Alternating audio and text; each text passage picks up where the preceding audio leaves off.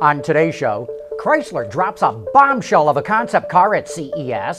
Donald Trump invites Mary Barra to be one of his advisors and then slaps her in the face, in a matter of speaking. And we take you on a magical historical tour. Sherman set the Wayback Machine to 100 years ago. All that and more coming right up on Autoline Daily.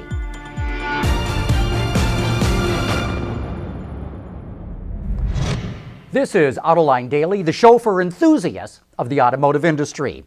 FCA just unveiled a fascinating concept car at CES called the Chrysler Portal. It's a 6-passenger battery electric with a 100 kilowatt-hour battery pack and a driving range greater than 250 miles. But Chrysler says with a 350 kilowatt DC fast charger, you can get 150 miles of range in only 20 minutes. The Portal is a front-wheel drive model that uses one electric motor. And since that motor takes up less space than a piston engine, Chrysler was able to shave the front overhang by 5 inches. The articulating doors incorporate the B-pillar, which allows for a giant 5-foot wide opening. The Portal offers Level 3 autonomous driving, which is the equivalent of Tesla's autopilot, but the steering wheel is designed to retract once Chrysler gets to Level 4. The Portal is also designed with ride-sharing in mind, and we'll have more details about it in tomorrow's report.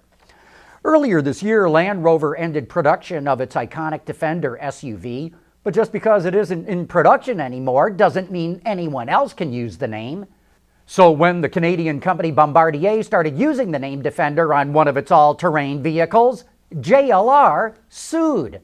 And the British High Court just agreed with JLR. Bombardier cannot use the name in the European Union and must remove it from all of its products, and it also has to pay a small fine. Well, this didn't take too long. We've openly wondered why President-elect Trump only went after Ford for moving small car production to Mexico, even though GM is doing the same thing. So, early this morning, Trump fired off the tweet lambasting GM for making the Chevy Cruze in Mexico instead of in the United States. And as you might remember, Mr. Trump recently named GM's CEO, Mary Barra, to a select group of business leaders who will advise the incoming president. But sure sounds to me like he is advising her. Hey, we'll be right back with more right after this. Autoline Daily is brought to you by Bridgestone Tires, your journey, our passion. Dow Automotive Systems, advanced materials that deliver better results. And by Lear, a global leader in automotive seating and electrical systems. Volkswagen is finally starting to understand that customers would rather use their smartphones than the car's infotainment system. So it's coming out with a new app that visitors to the CES show will be able to use to interact with VW's display. You just punch in your favorite settings for music, seat adjustments, interior lighting, and display layouts, and then that gets stored online. Then when any of you get in a VW, all you have to do is access your profile and the car will adjust to the way that you want it. VW thinks this is an especially good idea for ride sharing. Any car that you get into will adjust to the way that you want it. And speaking of CES reveals, a new EV startup by the name of Eli will show off its first vehicle called the Zero.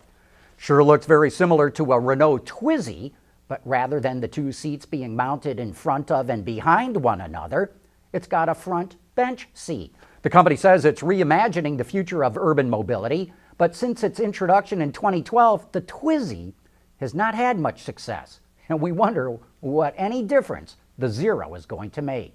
And don't forget, we're going to be on the floor of CES this Thursday and Friday, bringing you the latest automotive developments at the world's premier tech show. Coming up next, let's take a 100-year step back in time to one of the most amazing automotive assembly plants of all time. Bridgestone's revolutionary drive car tires are engineered to take a puncture and drive up to 50 miles on a flat. I feel unstoppable, like a superhero. With a sidekick. Yeah, you're my sidekick, right, bud? No. Okay. Henry Ford's Highland Park assembly plant was the first truly mass production automotive factory in the world. Laid out specifically to make the Model T, it was an industrial masterpiece with meticulous attention to detail in all aspects of production. My friend and colleague, Lindsay Brooke with the Society of Automotive Engineers, just sent me copies of postcards about the plant from 100 years ago, and they contain pictures I've never seen before. First off, this was a giant complex covering 56 acres, capable of making over 700,000 cars a year with 42,000 employees. It had a gigantic power station with 7 massive 6,000 horsepower gas steam electric generators, which featured the largest direct current control board in the world. Trains were brought directly into the 6-story plant, where a huge gantry crane would drop off parts on loading platforms located at each floor. Ford was always keen on documenting his company's achievements, and that crane also helped the so-called movie men film different parts of the plant.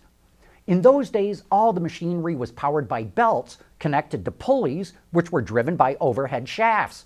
That's why they needed those giant electric generators. In fact, it was a veritable jungle of belts and pulleys and must have been incredibly noisy. Every Model T motor was tested on engine stands before they were installed in cars, and all the axles, steering rods, and gears were heat treated for extra strength. It was a different era back then, when the company even boasted its own 56-piece band, and immigrants were taught how to speak English in big groups. In the good weather, they were taught out on the factory lawn. And there was a factory hospital equipped to handle almost any medical emergency. The Highland Park plant was considered one of the wonders of the modern world, enough to bring President Woodrow Wilson there to give a speech where 20,000 employees turned out to hear him.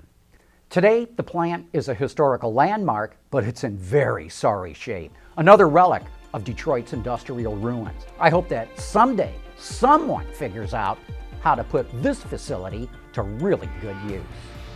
Hey, I hope you enjoyed this brief historical tour. But with that, we wrap up today's show. Thanks for watching. Please join us again tomorrow.